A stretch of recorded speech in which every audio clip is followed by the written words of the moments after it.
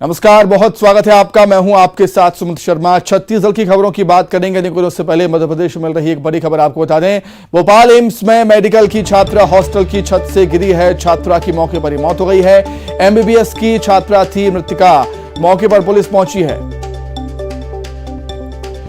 राजधानी भोपाल से बड़ी खबर, जहां पर भोपाल एम्स में मेडिकल की छात्रा हॉस्टल की छत से गिर गई। अधिक जानकारी के लिए हम बातचीत करेंगे। संवाददाता मनोज राठौर जुड़े हुए हैं हमारे साथ फोन पर। मनोज, क्या कुछ और जानकारी आपके पास?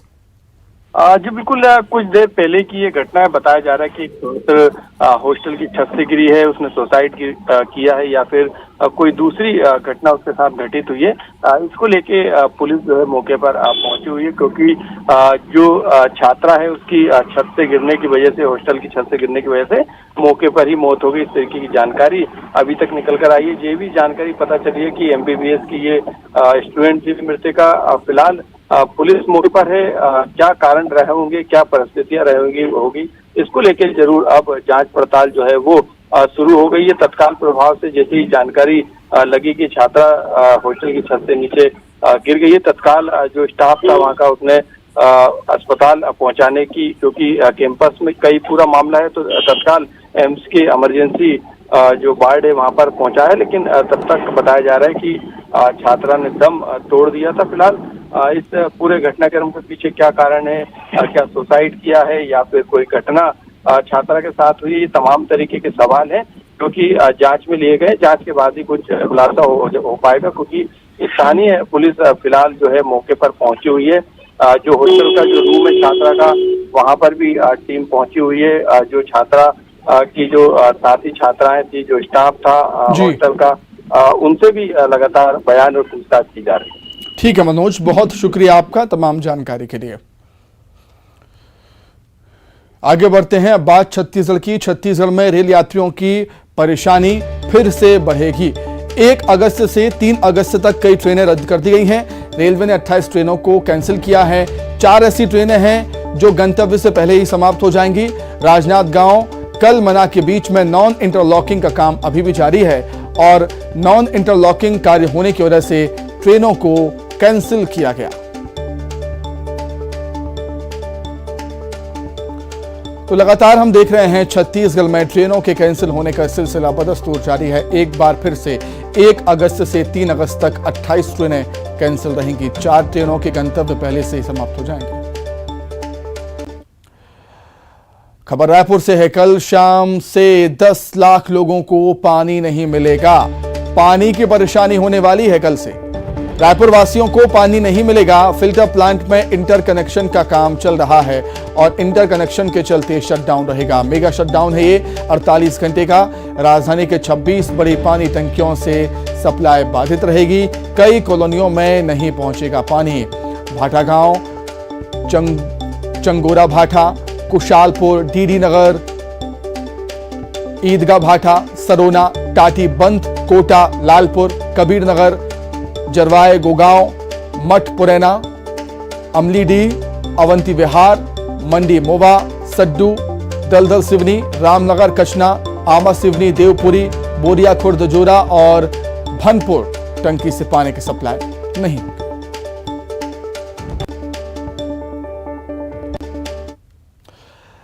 आगे बढ़ते हैं। बात करेंगे सीएम भूपेश बघेल की। कल सीएम भूपेश बघेल जांजगीर चांपा जिले के दौरे पर रहेंगे। कल दोपहर 12 बजे सीएम शिवनारायण नगर पंचायत पहुंचेंगे और नवनिर्मित कन्नौजिया कुर्मी समाज के धर्मशाला भवन का लोकार्पण करेंगे। इसके बाद सीएम शिवनारायण के मेला ग्राउंड में आम सभा को संबोधित करेंगे। मुख्यमंत्री के आगमन के लिए मेला ग्राउंड में तैयारियां जोरों पर हैं। कलेक्टर तारन प्रकाश सिन्हा और एसपी विजय अग्रवाल ने कार्यस्थल का जायजा लिया।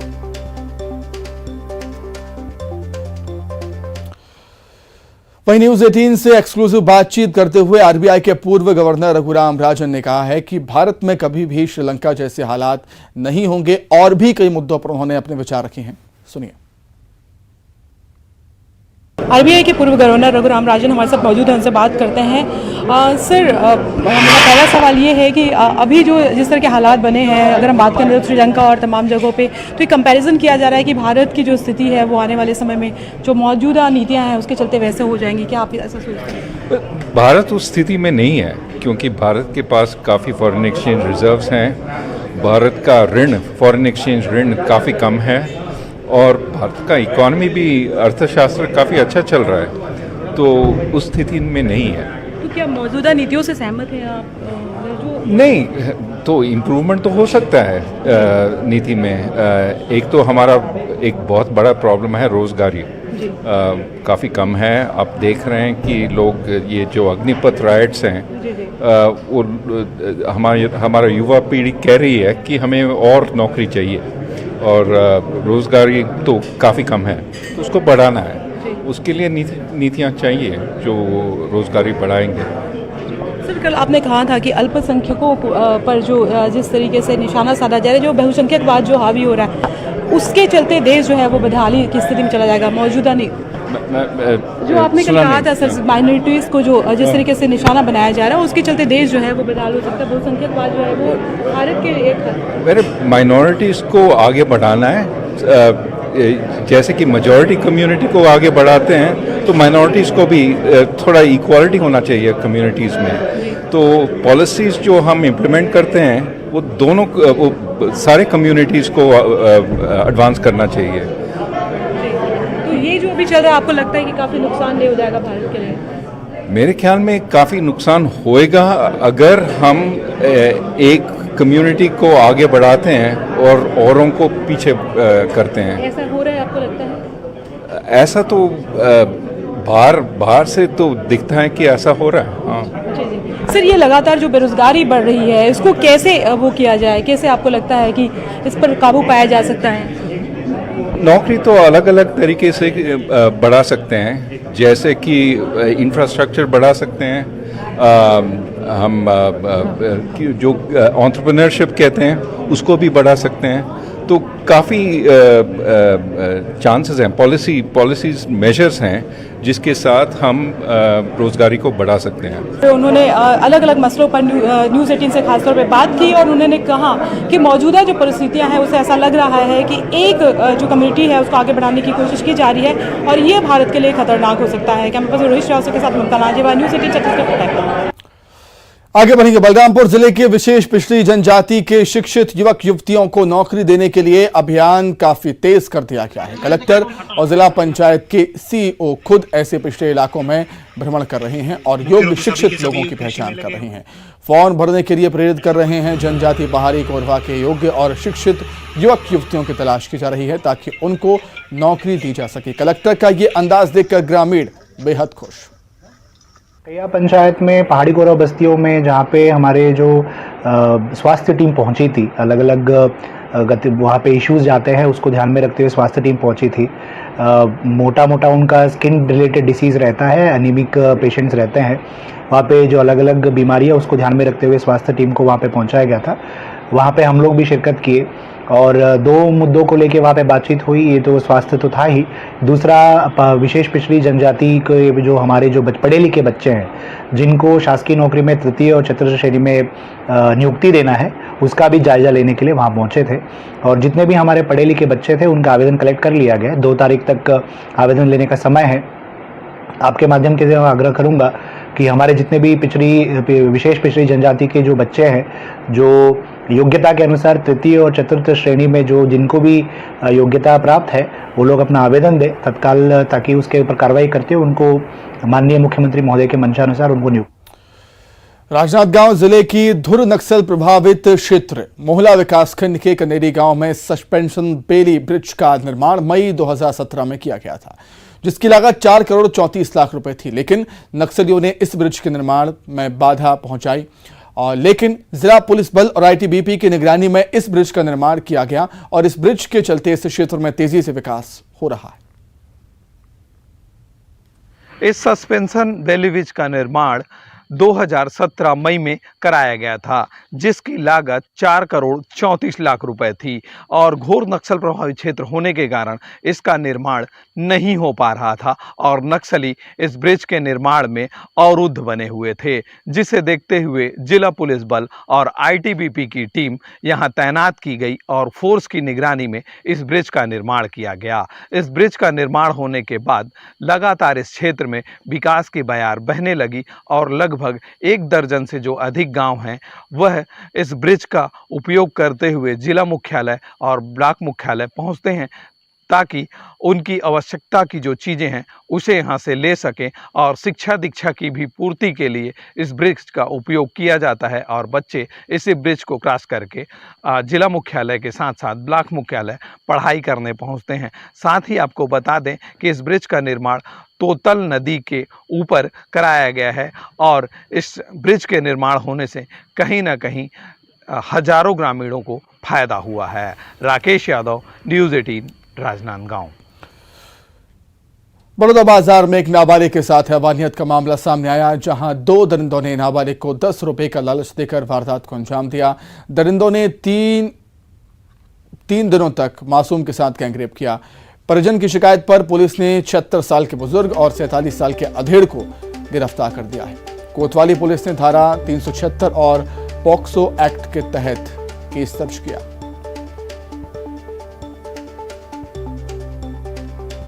बीते रात्रि थाना में एक 13 वर्षीय बालिका और उनके परिजनों ने रिपोर्ट दर्ज कराया है कि उनके साथ में पिछले 3-4 दिनों से वहीं का ही लोकल 2 व्यक्ति कुंजराम और रमेश वर्मा नाम के दोनों व्यक्ति ने उनके साथ में लगातार अनाचार किए हैं और पुलिस इस मामले में उनके खिलाफ में 376D और पॉक्सो एक्ट के तहत में अपराध पंजीबद्ध किया है और गिरफ्तार दोनों व्यक्ति की गिरफ्तारी की गई है। और इस मामले में वहीं दुर्ग में इनामी आरोपी भिलाई से गिरफ्तार किया गया। बिहार में हत्या कर आरोपी 3 महीने से फरार था। गिरफ्तार आरोपी सीवान जिले में हत्या कर फरार था। दुर्ग पुलिस ने आरोपी आफ्ताफ आलम को गिरफ्तार कर बिहार पुलिस के हवाले कर दिया है। आरोपी पर बिहार पुलिस ने 50,000 का इनाम रखा था।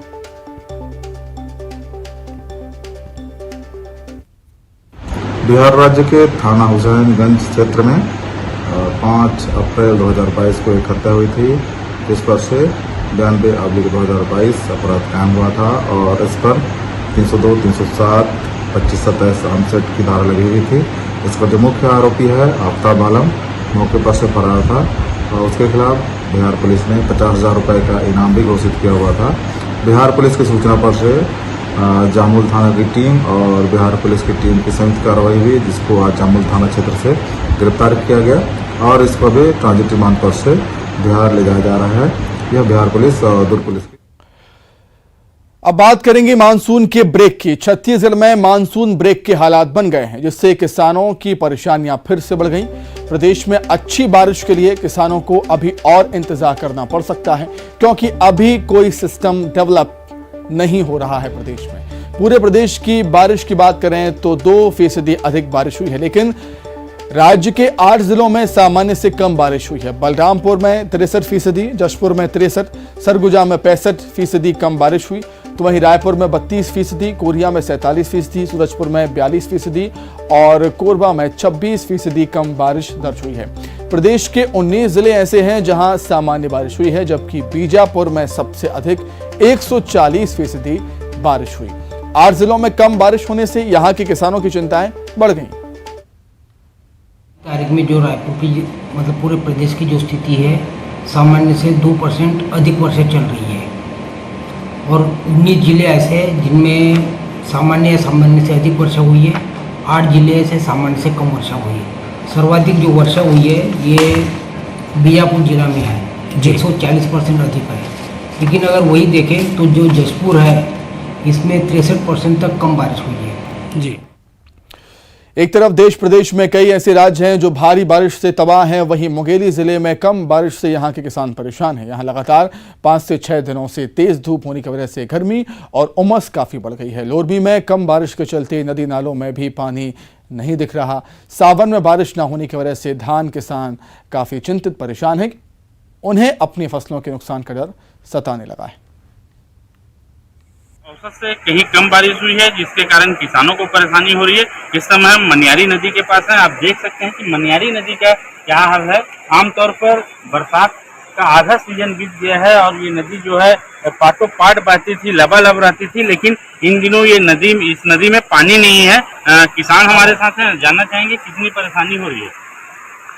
जहाँ तक किसानी की बात है, अभी तक पानी की बीच में ज़रूरत पूरी हो रही थी, पर वर्तमान में नदी नाले सूखे पड़े हैं, खेतों में पानी की कमी है, बारिश नहीं होने से उमस बहुत ज़्यादा है, फसलों में कीड़ा बीमारी लगने की भी संभावना है। पानी की कमी सावन महीने में हर नदी नाले में एक बार, दो बार, चार बार भरपूर बाढ़ आ जाता था, जो अभी कहीं पे भी ऐसी स्थिति नहीं दिख रही है। देखा जाए तो विगत 4-5 दिन से अभी तो बारिश हो नहीं है, बीच में तो बढ़िया बारिश हुई से, जेकर से किसान मन के रोपा बोआई के काम है तो बहुत ज़्यादा तेजी से चालू हुई से, लेकिन 3-4 दिन से पानी नहीं गिरे हैं, नदी नाला भी सूखा, अभी जमीन के प्यासे नहीं बुझा है तो पानी कहाँ ले रुकी। अगर यही स्थिति रही तो किसान मतलब हमारे किसान भाई मतलब बहुत दिक्कत हो सकता है आगे। देख सकते हैं कि किसानों को अभी भी उम्मीद है कि बारिश हो और अच्छी बारिश हो, जिससे धान की फसल क्योंकि धान की फसल को अधिक से अधिक पानी की जरूरत हो। राजधानी रायपुर में हरियाली तीज का उत्सव मनाया गया। शहर के पॉम बेलाजियो अपार्टमेंट में कई कार्यक्रम आयोजित किए गए। महिलाओं ने 16 श्रृंगार और हरे रंग के परिधान और सावन झूला झूलकर इस त्योहार को सेलिब्रेट किया।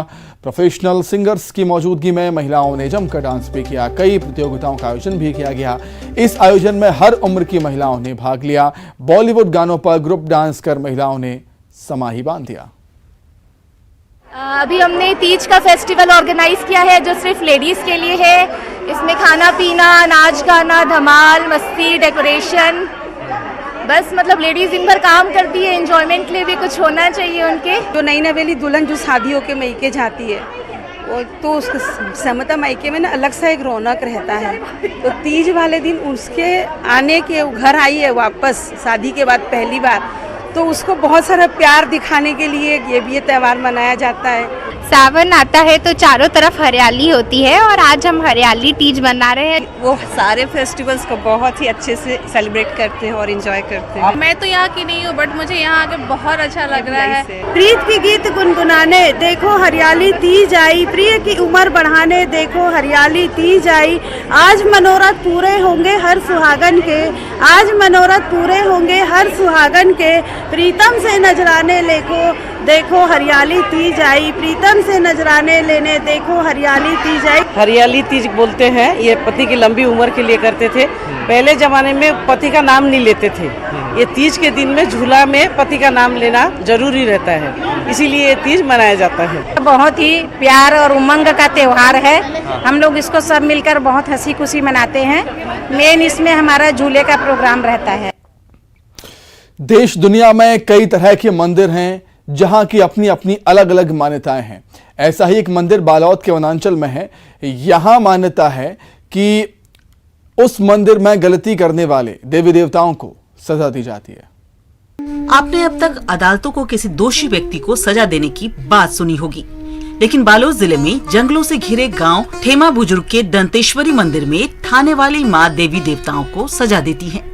ऐसी मान्यता है कि इस इलाके में हजारों देवी देवताएं हैं और कोई देवी देवता अगर नियम का उल्लंघन करता है या नियम विपरीत काम करता है तो उन्हें थाने वाली माँ की अदालत में कटघरे में खड़ा किया जाता है और उनकी गलती के अनुसार उनकी सजा तय की जाती है। ये अब बताते हैं हमारे बुजुर्ग लोग कि यहाँ देवी देवताओं का भी थाना है, यहाँ माता जी के पास में ही लगा हुआ है। और यहाँ अगर देवी देवताओं के द्वारा कुछ छल होता है तो थाना वाली जो माता है वो उनको सजा के रूप में अपने नियम से देते हैं। ग्रामीण बताते हैं कि सैकड़ों साल पहले महाराष्ट्र के लंजीगढ़ से दंतेश्वरी माता बालोद जिला पहुंची, जहां वह सबसे पहले कामता गांव में रुकी और अपने साथ के कुत्ते को वहीं छोड़ दिया, जिसके चलते उस गांव में आज भी कुत्ते का मंदिर है। जिसके बाद माता अपने दल के साथ घोड़दा गांव पहुंची और उस गांव का नाम घोड़दा पड़ा और फिर आखिर में ठेमा बुजुर्ग पहुंची, जहां विशाल बरगद के पेड़ के नीचे अपना डेरा जमाया। तभी से ठेमा बुजुर्ग में दंतेश्वरी माता के नाम से मंदिर तैयार किया गया और लोग उनकी पूजा करने लगे। माता जी का आगमन महाराष्ट्र की लांजीगढ़ से होते हुए ये अपना डोंडी क्षेत्र ग्राम कामता पहुंचे। वहाँ फिर खाना वगैरह बनाए, अपने घी गुड़ के चूल्हा बना के वहाँ खाना खाए। उससे फिर वहाँ से फिर ठेमा बुजुर्ग के लिए निकले तो घोरदा ग्राम है, वहाँ उन लोग नहाए धोए, फिर वहाँ से निकले तो उस ग्राम का नाम घोरदा पड़ा। उसके बाद हमारे ग्राम ठेमा बुजुर्ग में ठहरे तो पहले इस गांव को ठेमा के नाम से ही जानते थे, आज ठेमा बुजुर्ग के नाम से जानते हैं। आज दंतेश्वरी माता की मान्यता इतनी है कि ठेमा बुजुर्ग गांव के साथ ही आसपास के 18 गांव के लोग उनमें अपनी आस्था मानते हैं। यही वजह है कि किसी भी कार्य की शुरुआत करने के पहले 18 गांव के लोग दंतेश्वरी मंदिर पहुंचकर माथा टेकते हैं। खेती कार्य की शुरुआत से पहले भी मां के मंदिर जाकर पूजा अर्चना करते हैं, फिर खेती के काम की शुरुआत होती है। नवरात्र में पूरे प्रदेश से लोग माता के दर्शन के लिए अपनी मनोकामना लेकर माता के दरबार पहुंचते हैं। तो वहीं दीपावली के बाद पहले रविवार को देव मेले का आगाज होता है, जिसके बाद आसपास के गांव में मेला पर्व मनाया जाता है। अब खबर कोरबा से है, जहां पर यौन शोषण के झूठे मामले में फंसाने की धमकी दी है। धमकी देकर वसूली करने वाली युवती गिरफ्तार हुई है। धमकी देकर युवक से की थी 2 लाख रुपए की वसूली, 1 लाख रुपए की और वो डिमांड कर रही थी। शिकायत पर रामपुर पुलिस ने युवती को गिरफ्तार किया।